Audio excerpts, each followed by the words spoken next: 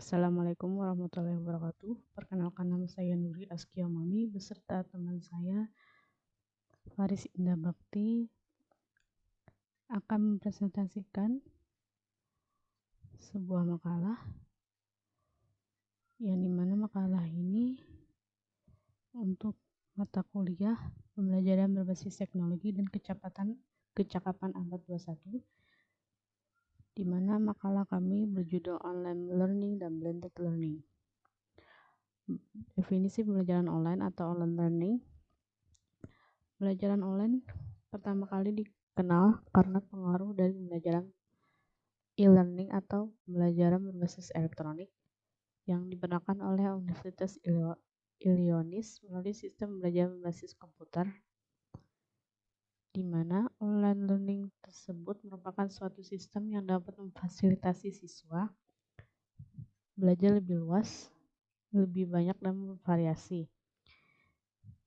Melalui fasilitas online learning yang sudah disediakan oleh sistem tersebut, peserta didik dapat belajar di mana saja, kapan saja, tanpa adanya jarak, ruang, dan waktu yang terbatas. Online learning juga memberikan materi pembelajaran yang lebih bervariasi, tidak hanya dalam bentuk verbal, melainkan lebih bervariasi seperti visual, audio, dan gerak. Kemudian, perkembangan teknologi informasi berdampak pada proses pembelajaran yang semakin efektif, di mana perkembangan ini secara nyata nampak sudah ada pada pembelajaran berbasis jaringan komputer atau computer-based technology. Kemudian sudah secara nyata juga penggunaan jaringan online teknologi dengan digunakannya internet sebagai sarana komunikasi interaktif, di mana di dalam konteks makro, penggunaan jaringan internet ini sudah berdampak sangat luas terhadap produktivitas manusia, karena sudah memudahkan manusia mengerjakan sesuatu seperti sebelum adanya penggunaan teknologi ini, kita pada saat ingin mengirimkan uang kepada keluarga, pada teman atau saudari kita yang jauh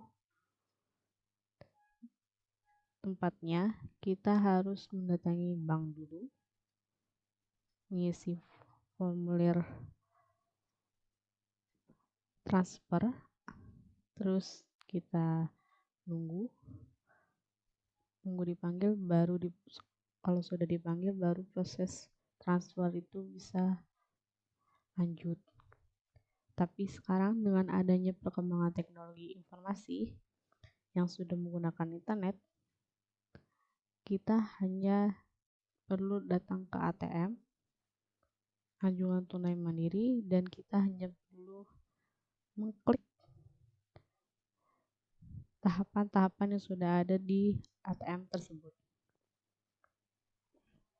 Ciri-ciri online learning menurut Flinders University.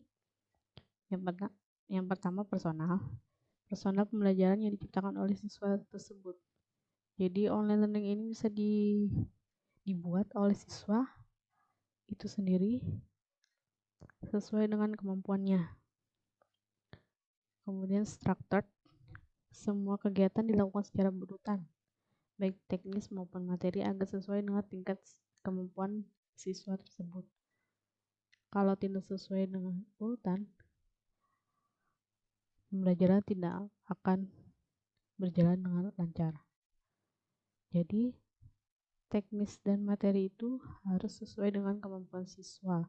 Kemampuan siswa di tiap kelas berbeda-beda. Ada yang bisa menangkap pelajaran lebih cepat, ada yang sedang, ada yang tidak terlalu cepat. Kemudian aktif. Siswa diharapkan aktif selama pembelajaran online berlangsung dengan penggunaan teknologi ini, di mana pada saat pembelajaran siswa lebih diharapkan aktif pada saat pertanyaan, tanya jawab, memberikan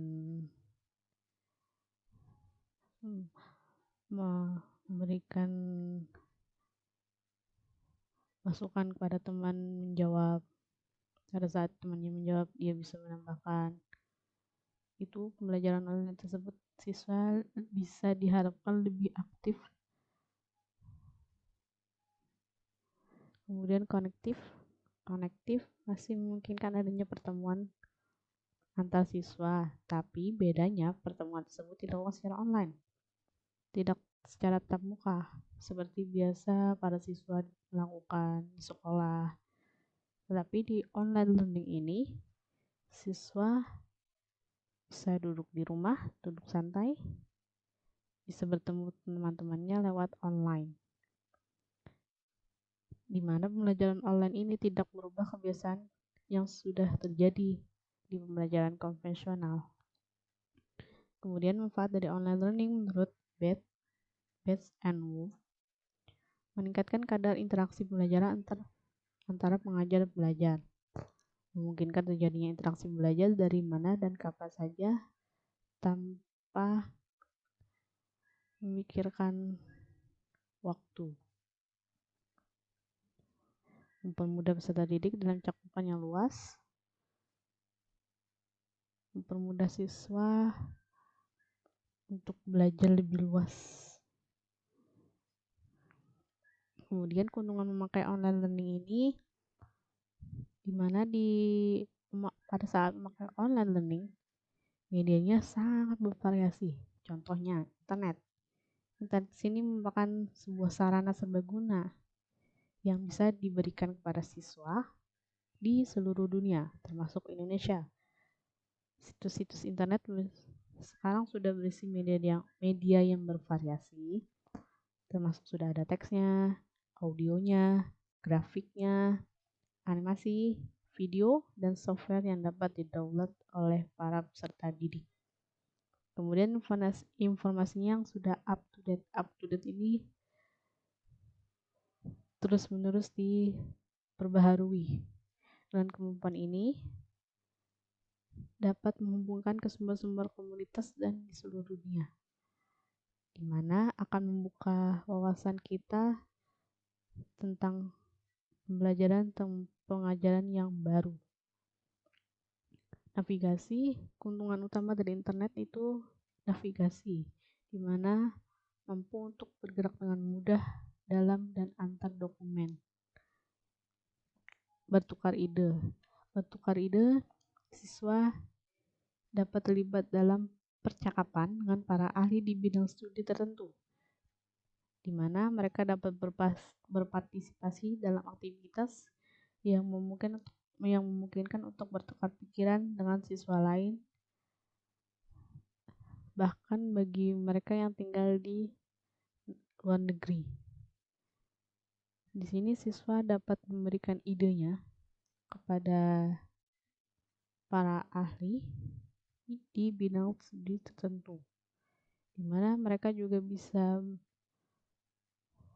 berbincang-bincang dengan para murid di luar negeri sana agar aktivitas pembelajaran itu terus terlaksana. Komunikasi yang nyaman seperti email itu memungkinkan orang-orang di berbagai lokasi yang berbeda untuk berbagi ide. Kemudian biaya yang rendah. Biaya di sini biaya hardware-nya, biaya software-nya, waktu teleponnya, servis telekomunikasinya dengan nominal yang rendah. Kemudian menurut Haryono menjelaskan online learning tersebut juga memiliki kelemahan, salah satunya diantaranya kurangnya interaksi antar guru dan siswa, bahkan antar siswa sendiri bisa berkurang interaksinya. Berbeda dengan pembelajaran tatap muka, di mana pada pembelajaran tatap muka, interaksi antar guru dengan siswa dengan siswa itu dapat terlaksana dengan baik. Kemudian kecenderungan mengabaikan aspek akademik atau aspek sosial, atau sebaliknya mendorong tumbuhnya aspek bisnis dan komersial. Kecenderungan pembelajaran online ini mengabaikan aspek akademik. Kemudian proses belajar dan mengajarnya cenderung ke arah pelatihan, bukan pendidikan. Jadi di sini proses pembelajaran pada saat proses pembelajaran berlangsung akan diarahkan ke berlatih, berlatih, berlatih daripada pendidikannya. Kemudian perubahan peran guru dari semulanya menguasai teknik pembelajaran konvensional, kini dituntut para guru dituntut untuk mengetahui teknik pembelajaran yang menggunakan komputer, internet, dan lain-lain sebagainya yang menggunakan online. Kemudian siswa yang tidak mempunyai motivasi belajar tinggi cenderung gagal. Jadi para siswa yang motivasinya untuk belajar tinggi, yang bersemangat-semangat itu bisa sukses, akan tetapi siswa yang motivasi belajarnya rendah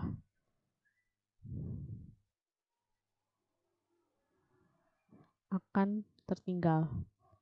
Tidak seperti mereka yang mempunyai motivasi yang tinggi untuk belajar secara online. Tidak semua tempat tersedia fasilitas internet. Ini juga merupakan salah satu kelemahan online learning, di mana setiap daerah pasti berbeda internetnya. Konektivitas antar kota pun di satu provinsi akan berbeda. Apalagi di masing-masing pedalaman itu pasti konektivitas internet juga berbeda. Kemudian juga tenaga yang paham atau mengetahui tentang internet juga kurang. Kemudian tenaga yang menguasai bahasa komputer juga kurang. Jadi ini lebih bisa diperhatikan lagi untuk para guru agar bisa lebih paham lagi dengan online learning, dan mudah-mudahan fasilitas internet di pedalaman bisa terjangkau. Semua konektivitas internet di Indonesia mudah-mudahan sama rata. Kemudian online learning dapat melatih, membentuk, dan meningkatkan kemandirian siswa dalam mengikuti proses pembelajaran, di mana dalam pendidikan diberikan kemandirian baik individu maupun secara kelompok, di mana dalam menentukan tujuan belajar. Tujuan belajarnya itu apa yang harus dicapai, kemudian apa saja yang harus dipelajari dan dari mana sumber-sumbernya itu berupa materi dan sumber belajar. Sumber belajar itu yang ada di sekitar kita. Kemudian bagaimana mencapainya, strategi belajar, kemudian kapan serta bagaimana keberhasilan belajar diukur. Syarat-syarat pembelajaran online learning menurut Nur Hadi. Yang pertama, kegiatan belajar dilakukan melalui pemanfaatan jaringan internet. Itu syarat-syarat pembelajaran online learning, harus melalui pemanfaatan jaringan. Yang kedua, tersedianya dukungan layanan tutor atau konsultasi yang dapat membantu peserta belajar apabila mengalami kesulitan.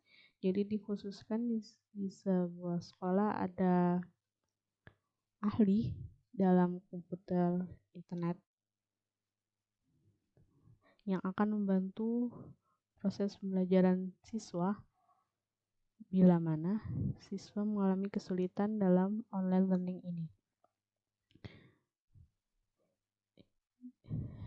Di syarat-syarat tadi juga harus tersedia lembaga yang menyelenggarakan atau mengelola kegiatan e-learning.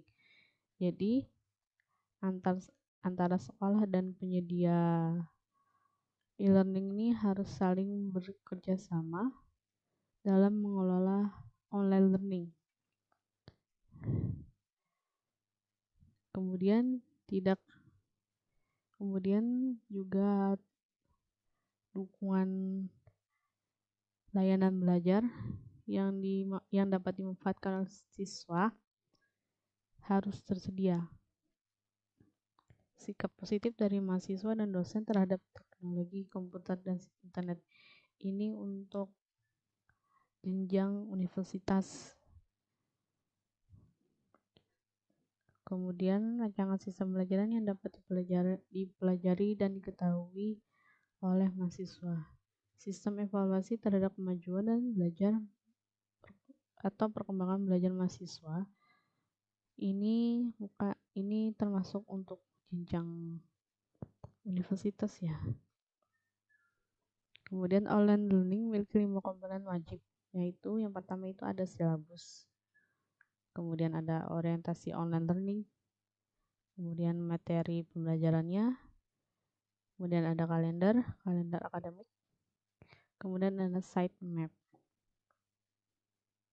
Oke, untuk selanjutnya, untuk materi blended learning akan disampaikan oleh Saudara Faris. Pada Saudara Faris, saya persilakan.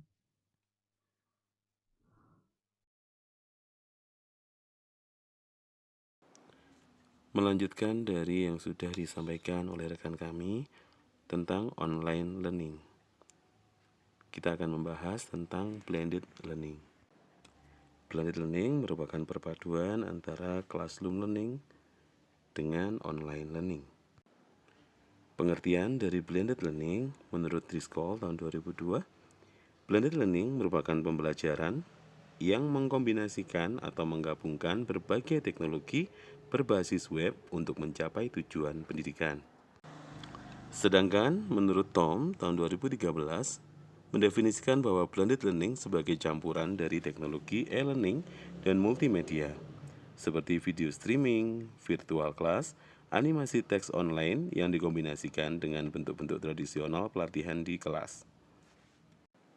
Sedangkan menurut Graham 2005 disebutkan bahwa blended learning secara lebih sederhana sebagai pembelajaran yang mengkombinasikan antara pembelajaran online dengan face-to-face atau pembelajaran tatap muka. Blended learning mengkombinasikan antara tatap muka dan e-learning yang memiliki 6 unsur, yaitu tatap muka, belajar mandiri, aplikasi, tutorial, kerjasama, dan evaluasi. Klasifikasi blended learning untuk memahami e-learning, beberapa ahli mengklasifikasikan berdasarkan karakteristiknya. Pada umumnya, pembelajaran e-learning atau pembelajaran online adalah asinkronus, di mana pendidik atau dosen, mungkin guru, instruktur, dan orang yang belajar atau siswa tidak bertemu di saat yang sama dan di ruangan yang sama. Ranganathan, Negas, dan Wilcox 2007 membagi 4 jenis klasifikasi dari e-learning, yaitu yang pertama, e-learning tanpa kehadiran dan tanpa komunikasi. Yang kedua, e-learning tanpa kehadiran tetapi tetap dengan komunikasi. Yang ketiga, e-learning dikombinasikan dengan kehadiran sesekali. Dan yang keempat, e-learning digunakan sebagai alat dalam mengajar di kelas. Pratnyana 2013 menyebutkan tujuan dari pembelajaran blended learning adalah membantu peserta didik untuk berkembang lebih baik dalam proses belajar sesuai dengan gaya belajar dan preferensi dalam belajar. Yang kedua, menyediakan peluang yang praktis, realistis bagi pendidik dan peserta didik untuk pembelajaran secara mandiri, bermanfaat, dan terus berkembang. Yang ketiga, peningkatan penjadwalan fleksibilitas bagi peserta didik dengan menggunakan aspek terbaik dari tatap muka dan instruksi online. Kelas tatap muka dapat digunakan untuk melibatkan peserta didik dalam pengalaman interaktif, sedangkan pada porsi online, memberikan peserta didik dengan konten multimedia yang kaya akan pengetahuan pada setiap saat dan di mana saja selama peserta didik memiliki akses internet. Yang kelima, mengatasi masalah pembelajaran yang membutuhkan penyelesaian melalui penggunaan metode pembelajaran yang bervariasi. Sekarang kita masuk pada kelebihan dan kelemahan dari blended learning. Kelebihannya, pembelajaran terjadi secara mandiri dan konvensional, yang keduanya memiliki kelebihan yang dapat saling melengkapi. Dengan blended learning, pembelajaran bisa lebih efektif dan lebih efisien. Kelebihan berikutnya yaitu meningkatkan aksesibilitas. Dengan adanya blended learning, maka peserta didik semakin mudah dalam mengakses materi pembelajaran. Setelah kelebihannya, kita lanjutkan pada kelemahan dari blended learning. Media yang dibutuhkan sangat beragam sehingga sulit diterapkan apabila sarana dan prasarana tidak mendukung. Yang kedua, tidak meratanya fasilitas yang dimiliki peserta didik seperti komputer dan akses internet. Padahal dalam blended learning sangat diperlukan akses internet yang memadai. Jika jaringan kurang memadai, maka akan menyulitkan peserta dalam mengikuti pembelajaran mandiri via online. Kelemahan berikutnya yaitu kurangnya pengetahuan masyarakat terhadap penggunaan teknologi. Kelemahan yang terakhir, tidak meratanya fasilitas yang dimiliki peserta didik seperti komputer dan akses internet. Nah, dilanjutkan pada metode blended learning. Proses belajar mengajar tidak hanya tatap muka, namun menambah waktu pembelajaran dengan memanfaatkan teknologi dunia maya. Kemudian, salah satu cara untuk mempermudah dan mempercepat proses komunikasi non-stop antara guru dan siswa. Dan metode blended learning ini membantu proses percepatan pengajaran materi bahan ajar.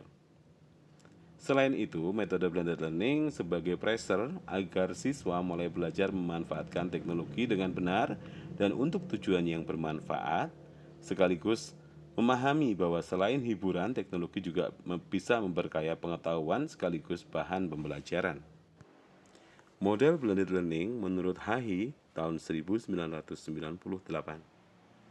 Yang pertama, model web course adalah penggunaan internet untuk keperluan pendidikan, yang mana peserta didik dan pendidik sepenuhnya terpisah dan tidak diperlukan adanya tatap muka. Yang kedua, yaitu model web-centric course, adalah penggunaan internet yang memadukan antara belajar jarak jauh dan tatap muka. Yang ketiga, yaitu model web enhanced course, adalah pemanfaatan internet untuk menunjang peningkatan kualitas pembelajaran yang dilakukan di dalam kelas. Tahapan-tahapan dalam blended learning. Support material, di sini live event, self-paced learning, collaboration, assessment. Sintaks pada blended learning. Yang pertama, seeking of information, yaitu merupakan pencarian informasi dari berbagai sumber informasi yang tersedia secara online maupun offline dengan berdasar pada relevansi, validitas, reliabilitas, konten, dan kesejelasan akademis. Sintaks yang kedua yaitu acquisition of information, yaitu kegiatan menemukan, memahami, serta mengkonfrontasikan dengan ide atau gagasan yang telah ada dalam pikiran, kemudian menginterpretasikan informasi atau pengetahuan dari berbagai sumber yang tersedia, sampai mereka mampu mengkomunikasikan kembali dan menginterpretasikan ide-ide dan hasil interpretasinya menggunakan fasilitas online maupun offline. Setelah acquisition of information, selanjutnya adalah synthesizing of knowledge, yaitu mengkonstruksi atau merekonstruksi pengetahuan melalui proses asimilasi dan akomodasi, bertolak dari hasil analisis, diskusi, dan perumusan kesimpulan dari informasi yang diperoleh. Demikian presentasi dari kelompok kami.